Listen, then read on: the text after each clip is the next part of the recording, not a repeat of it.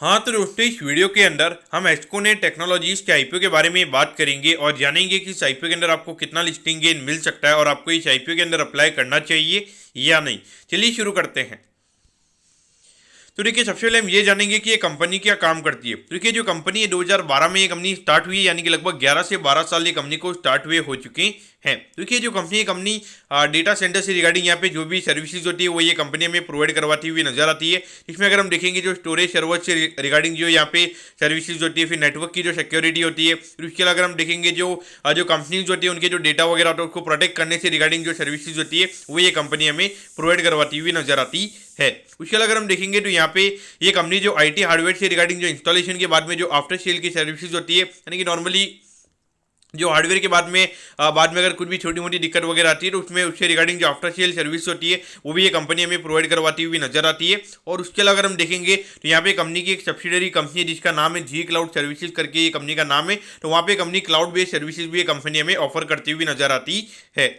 उसके अलावा अगर हम यहाँ पे मेन अगर हम कंपनी के भी कस्टमर्स की अगर हम बात करेंगे तो यहाँ पे जो गवर्नमेंट कंपनीज है वो हमें यहाँ पे मेन कंपनी के कस्टमर्स यहाँ पे नजर आते हैं। अगर हम कुछ कस्टमर्स की अगर हम बात करेंगे तो मिनिस्ट्री ऑफ डिफेंस हो गया, फिर नेशनल इंफॉर्मेटिक्स हो गया, फिर भारत इलेक्ट्रॉनिक्स हो गया, ओएनजीसी हो गया, इंजीनियर्स इंडिया हो गया, तो ये हमें मेन कंपनी के कस्टमर्स नजर आती हैं। यानी कि मेनली अगर हम देखेंगे तो यहाँ पे जो मेन कंपनी के क्लाइंटेल को अगर हम देखेंगे तो यहाँ पे मेन क्लाइंटेल कंपनी का गवर्नमेंट जो कंपनीज है वो हमें यहाँ पे नजर आता है। लेकिन ये सब बड़ी बड़ी कंपनीज, ये सब प्रॉफिटेबल कंपनीज हमें यहाँ पे नजर आती है। तो कहीं ना कहीं देखा जाए तो यहाँ पे और हाई कैश फ्लो कंपनीज भी हमें यहाँ पे नजर आती है। तो मुझे लगता है कि यहाँ पे कंपनी को पेमेंट रिसीव करने में मेरे ख्याल से कंपनी को ज्यादा दिक्कत यहाँ पे नहीं होती होगी। अगर हम कंपनी के एम्प्लॉइज की भी अगर हम बात करेंगे तो अराउंड 47 एम्प्लॉइज ये कंपनी के अंदर अभी हमें काम करते हुए नजर आते हैं। और डेफिनेटली आने वाले टाइम पे जैसे कंपनी ग्रो करेगी तो वहाँ पे नंबर ऑफ एम्प्लॉइज और बढ़ेंगे। लेकिन नॉर्मली यहाँ पे डेटा सेंटर से रिगार्डिंग ये कंपनी हमें काम सर्विस प्रोवाइड करवाती हुई नजर आती है। यहाँ पे कहीं ना कहीं मुझे लगता है कि आने वाले टाइम पे इतना ज्यादा एम्प्लॉय हायरिंग पे कंपनी का कॉस्ट नहीं जाएगा, क्योंकि मुझे लगता है कि यहाँ पे पर एम्प्लॉय यहाँ पे जो कंपनी का रेवेन्यू का नंबर रहेगा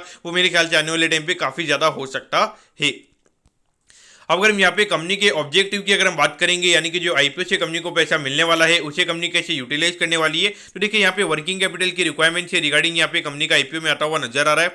और उसके अलावा जो हमने यहाँ पे जी क्लाउड सर्विसेज के बारे में हमने अभी बात की थी, जहाँ पे ये कंपनी क्लाउड सर्विसेज प्रोवाइड करवाने का काम करती है, तो वहाँ पर भी कंपनी को कुछ इन्वेस्टमेंट वगैरह करने, तो उससे रिगार्डिंग यहाँ पे कंपनी का आईपीओ में आता हुआ नजर आ रहा है। तो देखिए आईटी कंपनी है तो यहाँ पे तो डेफिनेटली जितना ज्यादा आप कस्टमर लाओगे उसके हिसाब से आपका रेवेन्यू यहाँ पे ग्रोथ हुआ नजर आएगा। और उसके अलावा जितना ज्यादा आप इनोवेशन करोगे, अगर मार्केट एक स्टेप अगर आप हमेशा आगे चलोगे तभी डेफिनेटली वहां पर आपकी जो ग्रोथ रेट है वो अराउंड 30-40% से वहां पे ज्यादा रह सकती है। बाकी फिर वो 15-20% की जो नॉर्मल ग्रोथ रहती है वही हमें वहां पे देखने को मिलेगी। अब अगर हम कंपनी के फाइनेंशियल से पहले अगर हम कंपनी के प्रमोटर्स की अगर हम बात करेंगे तो देखिए संतोष कुमार अग्रवाल जी और उसके अलावा सुनील कुमार अग्रवाल जी, ये दोनों में यहाँ पे कंपनी के प्रमोटर नजर आते हैं। यानी कि अग्रवाल ग्रुप हमें यहाँ पे कंपनी का प्रमोटर ग्रुप यहाँ पे नजर आता है। अब अगर हम कंपनी के फाइनेंशियल्स की अगर हम बात करेंगे तो देखिए 2023 वाले फाइनेंशियल ईयर में लगभग 96 करोड़ के लगभग का रेवेन्यू यहाँ पे कंपनी ने किया था। और अगर हम अभी 6 महीने में देखेंगे तो अराउंड 71 करोड़ के लगभग का रेवेन्यू यहाँ पे कंपनी ने किया है। और जो कि इंडिकेशन दे रहा है कि लगभग यहाँ पे 140 से 150 करोड़ के लगभग का रेवेन्यू का नंबर यहाँ पे कंपनी का ये पूरे फाइनेंशियल ईयर में हमें होता हुआ नजर आ सकता है। अगर हम प्रॉफिटेबिलिटी की बात करेंगे तो देखिए लगभग 3 करोड़ के लगभग का यहाँ पे कंपनी का प्रॉफिट का नंबर था। और अगर हम अभी देखेंगे तो यहाँ पे 6 महीने में लगभग 3 करोड़ 5 लाख रुपए का प्रॉफिट यहाँ पे कंपनी ने कमा लिया है। और जो कि इंडिकेशन दे रहा है कि लगभग 6 से 7 करोड़ के लगभग का जो प्रॉफिट है वो यहाँ पे कंपनी का ये पूरे फाइनेंशियल ईयर में हमें होता हुआ नजर आ सकता है। लेकिन देखिए मुझे यहाँ पे एक चीज नेगेटिव ये लगी, जो कि ये डेटा सेंटर वाला जो अगर हम ये सर्विसेज की अगर हम बात करेंगे, यहाँ पे नॉर्मली जो मार्जिन होते हैं वो यहाँ पे काफी ज्यादा रहते हैं। लगभग 96 करोड़ का रेवेन्यू करने के बाद में भी हार्डली 3 करोड़ के लगभग का प्रॉफिट हमें कंपनी का नजर आता है। यानी कि हार्डली 3-4% के लगभग का नेट प्रॉफिट का मार्जिन है, जो ये कहीं नहीं दिखता है कि यहाँ पे मेन कंपनी के कस्टमर्स अगर हम देखेंगे तो गवर्नमेंट कंपनीज में यहाँ पे नजर आती है। यहाँ पे कहीं नहीं देखा जाए तो अभी कंपनी की जो बार्गेनिंग पावर है, यानी कि जो हाई मार्जिन वाली जो क्वालिटी सर्विसेज होती है वो यहाँ पे कंपनी अभी प्रोवाइड नहीं करवा पा रही है। तो वो मुझे कहीं ना कहीं यहाँ पे एक नेगेटिव लगा, क्योंकि कहीं ना कहीं मुझे लग रहा था कि यहाँ पे 10-12% के लगभग का नेट प्रॉफिट का मार्जिन कंपनी का होना चाहिए। और आने वाले टाइम पे जब ऑपरेटिंग लेवरेज का फायदा कंपनी को मिलता हुआ नजर आएगा तो वहाँ पे लगभग 20-25% के लगभग कंपनी का मार्जिन वहाँ पे हमें जाता हुआ नजर आना चाहिए। लेकिन अभी एक मार्जिन का नंबर काफी कम है, तो ये मुझे थोड़ा नेगेटिव यहाँ पे लगा है। अब अगर हम आईपीओ की डिटेल्स के बारे में अगर हम बात करेंगे तो देखिए 16 तारीख को ये आईपीओ में स्टार्ट होता हुआ नजर आएगा और 20 फरवरी को ये आईपीओ में क्लोज होता हुआ नजर आएगा। यहाँ पे 84 रुपीज पर शेयर पे कंपनी में शेयर देती हुई नजर आ रही है। 1600 शेयर का हमें यहाँ पे लॉट नजर आता है, यानी कि एक लॉट को अप्लाई करने के लिए लगभग आई थिंक 1,32,000 रुपए आपको यहाँ पे लगने वाली है। अगर हम यहाँ पे इश्यू साइज की अगर हम बात करेंगे तो 28 करोड़ 22 लाख रुपए के लगभग का आईपीओ में यहाँ पे नजर आता है। इसमें अराउंड 35% के लगभग का रिटेल कोटा है, यानी कि लगभग 10 करोड़ के लगभग का रिटेल कोटा हमें यहाँ पे कंपनी का नजर आता है। और ये जो कंपनी है, कंपनी का जो लिस्टिंग होने वाली है वो एनएससी के एसएमई प्लेटफॉर्म पे ये कंपनी हमें लिस्ट होती हुई नजर आएगी। अब एट दी एंड अगर हम टाइम टेबल के बारे में अगर हम बात करेंगे तो 21 को आपको पता चल जाएगा कि आपको अलॉटमेंट मिलेगा, यानी अगर अलॉटमेंट नहीं मिलता तो 22 तारीख को आपको रिफंड मिल जाएगा और 22 को ही आपके डीमैट अकाउंट में शेयर आ जाएंगे अगर आपको अलॉटमेंट मिलता है, और 23 तारीख को ये कंपनी हमें लिस्ट होती हुई नजर आएगी।